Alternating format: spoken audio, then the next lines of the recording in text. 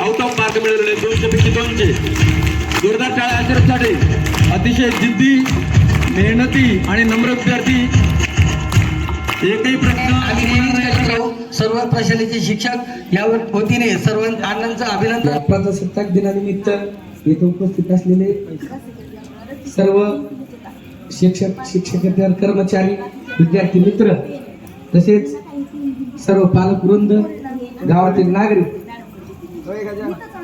या स्पर्धेविषयी सांगायचं तर झालं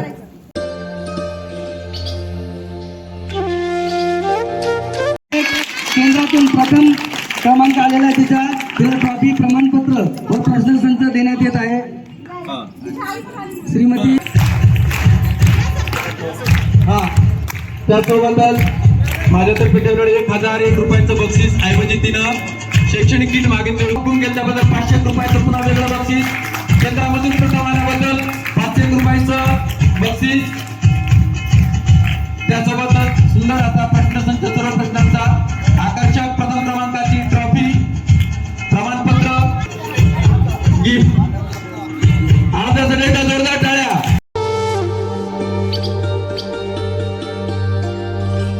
उत्तर सांगते एवढा कॉन्फिडन्स आहे.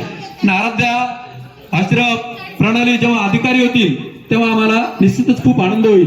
आराध्याचं सध्या मन भरून आले असेल, कदाचित तिला बोलता येणार नाही. खूप आनंद झाला.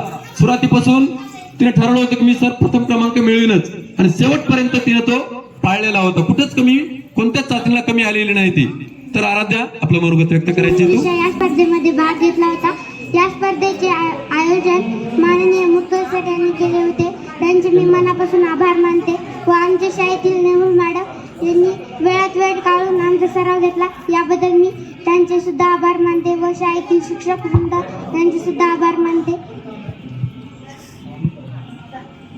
मी या स्पर्धेमध्ये एकूण 17 शाळा सहभागी होत्या. जवळपास 500 विद्यार्थी होते. या स्पर्धेचा कालावधी 1 ऑगस्ट ते 31 डिसेंबर असा होता. त्यामध्ये दर महिन्याला आमची चाचणी व्हायची.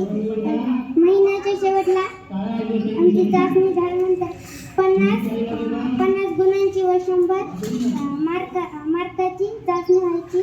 मी चांगला अभ्यास केल्यामुळे मला त्यात सुद्धा आउट ऑफ मार्क मिळाले.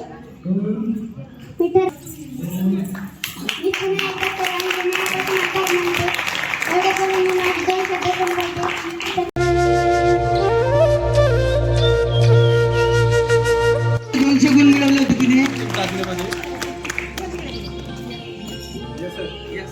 चला